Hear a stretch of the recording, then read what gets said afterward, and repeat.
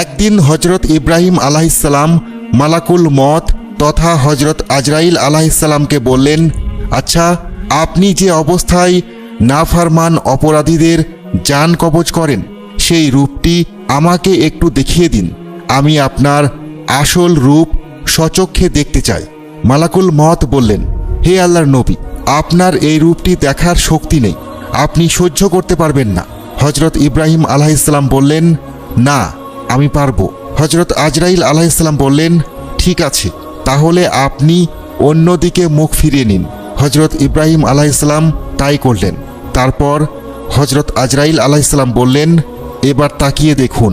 হজরত ইব্রাহিম আলাইহিসসালাম তাকিয়ে দেখলেন এক বিশালাকার দানব আকৃতির অবয়ব, চুলগুলো তার লম্বা লম্বা, খুব দুর্গন্ধযুক্ত তার পোশাক, তার নাক মুখ থেকে আগুনের গোলা বের হচ্ছে।